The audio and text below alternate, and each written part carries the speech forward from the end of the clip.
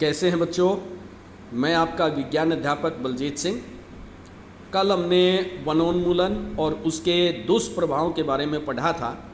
आज का जो हमारा टॉपिक है वन एवं वन्य प्राणियों का संरक्षण, यानी वन और वनों में पाए जाने वाले जीव जंतुओं को सुरक्षित रखना, बचाना, ये कहलाता है वन और वन्य प्राणी संरक्षण।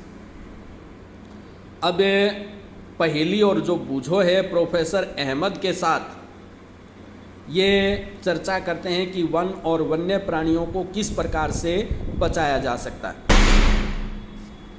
इसके लिए बच्चे जो हैं प्रोफेसर अहमद के साथ पंचमढ़ी जैवमंडलीय संरक्षित अक्षेत्र के अंदर जाने के विचार करते हैं और प्रोफेसर अहमद जो है माधव जी, जो कि जैवमंडल संरक्षित अक्षेत्र के अंदर कर्मचारी है, उसको साथ लेकर के जाते हैं ताकि वो उनका मार्गदर्शन कर सके।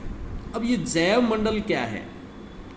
जैवमंडल पृथ्वी का वो हिस्सा जहाँ पर सजीव पाए जाते हैं, जहाँ पर प्राणी पाए जाते हैं। कोई भी प्राणी हो, जहाँ तक सजीव पृथ्वी के ऊपर पाए जाते हैं, वो सारा हिस्सा जो है वो कहलाता है जैवमंडल।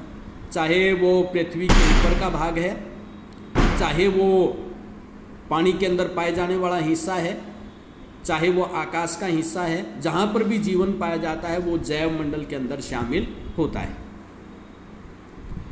अब माधव जी के साथ बच्चे जो हैं वो ये पंचमढ़ी जैवमंडल आरक्षित अक्षेत्र जो है उसके अंदर जाते हैं।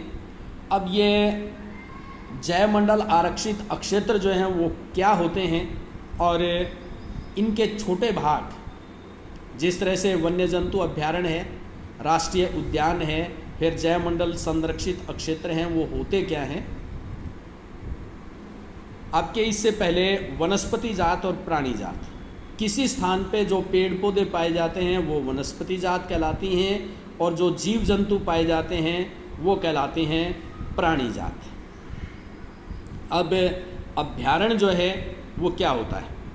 ऐसा अक्षेत्र जहाँ पर जंतु उनके आवास किसी भी प्रकार के विक्षोभ से सुरक्षित रहते हैं। जंतु जो है उसको कोई नुकसान नहीं पहुँचा सकता, उसके रहने के स्थान को कोई नुकसान नहीं पहुँचा सकता, वो कहलाएगा अभ्यारण्य।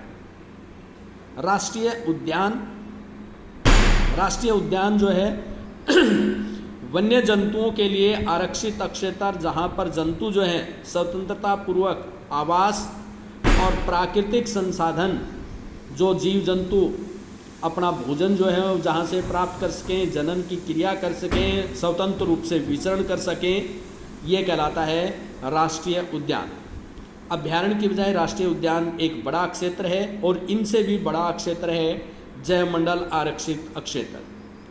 वन्य जीवन, पौधों और जंतु जो हैं और उस स्थान के जो रहने वाले निवासी आदिवासी हैं, उन सभी का पारस्परिक जीवन निर्वाह ये जैवमंडल आरक्षित अक्षेत्र कहलाता है, जहाँ पर पेड़ पौधे, जीव जंतु और वहाँ पर रहने वाले मानव वो एक दूसरे के साथ पारस्परिक रूप से निर्भर होते हैं और अपना जीवन यापन करते हैं।